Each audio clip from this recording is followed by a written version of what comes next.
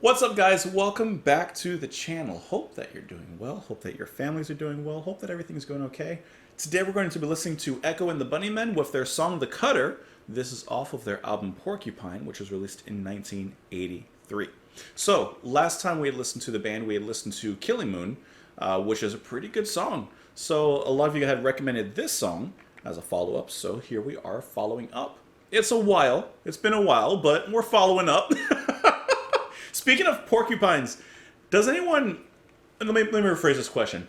When I grew up, I had a weird fear of porcupines, and I've never even seen a porcupine as far as I know. There's not really a chance of me really encountering one, but I always had a fear of encountering one when I was a kid, like going in the woods. I felt like a porcupine would like find you and just stab you. I have to like give a portion of that fear to the movie Homeward Bound. I think it's the second one. And I remember the dog, like he gets attacked by a porcupine or whatever, and like his face is all red. I don't know.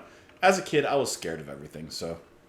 Okay, let's get into the music. Hope you're having a wonderful day. And if you don't mind, do me a favor, if you haven't already, check out my movie reaction channel. I have that in the link below. You can check out Just JP Plus. We got some movies there. Yeah, if you enjoy that sort of thing. Let's get into the music though for now.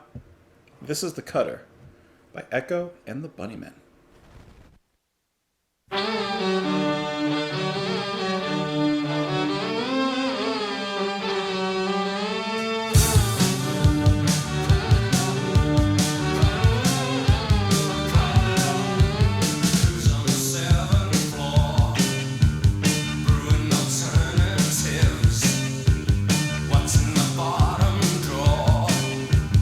Waiting for things to give. Spend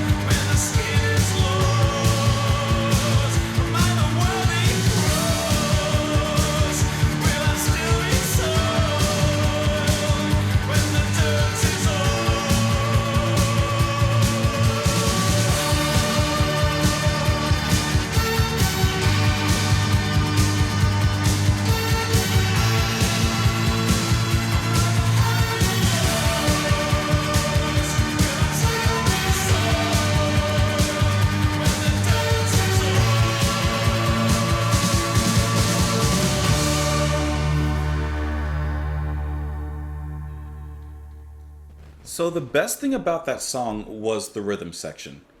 Bass and the drumming. I thought that that was a really nice setup. It has a very strong new wave, almost post-punk kind of sound to it. And the way that they carried that throughout was just really nice. I especially like all the additional kicks going on in the drums. Like, it was kind of unnecessary, but it was fun. You know? Like, not in a bad way, like, unnecessary. I mean, like, it's kind of like the drumming was good enough, but then drummer, who was Pete de Freitas, he said, you know what, let's toss it a little bit more kick. And you know what, it kicks back. And going with the theme of the song, The Cutter, the guitar in here, let me pull it back up here, because you have such a strong rhythm section of the bass and the drums, and then the guitar, which is played by Will Sargent, he actually cuts through in the music, which I thought was a really nice addition. The song also has some Eastern kind of influences here, especially in the beginning. The notes here, I mean, that's very Indian. And that's a sound that draws me, so I'm okay with that. You know, so that's really cool. And then you have, excuse me, oh my, what was that? Then you have a little bit of a resurgence of that theme in the chorus there. So overall, I thought this was a really nice song that came together. The singing was good as well. I personally prefer Killing Moon. I just think that that's like, I don't know, that's a really good song. This one's good too, but it doesn't quite strike me as much as the other one did. You know, that one was gold. This one hits probably silver, you know? Now, when you have this sound, is that him on keyboards creating that sound, or is this like guitar that he's using? I'm not 100% sure listening to it. Like, I would lean towards keyboards of some sort, like, because this like is a synth. But it could also be guitar for all I know.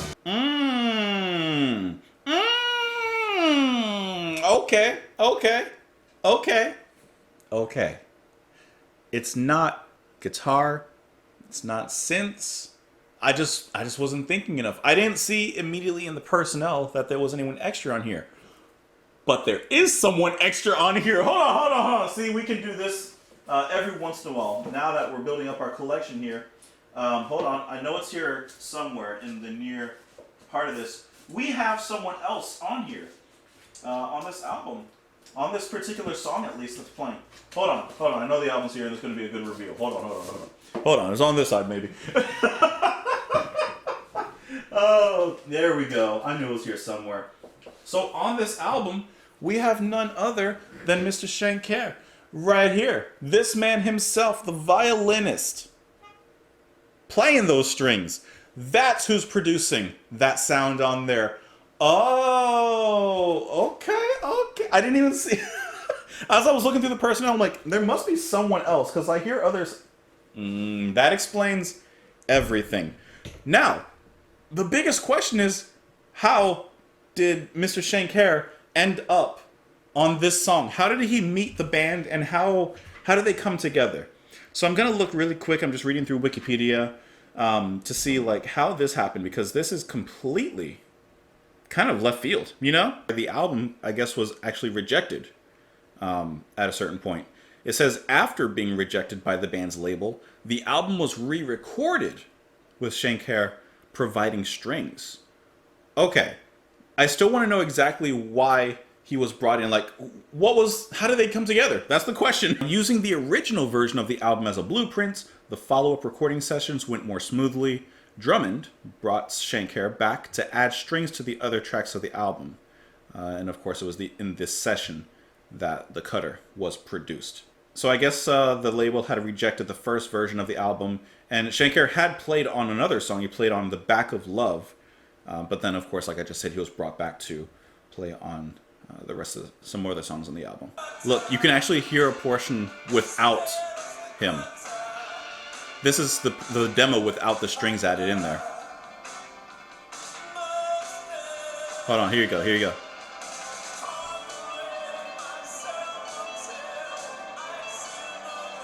Okay, so you'd have more like guitar feeling, it sounds like.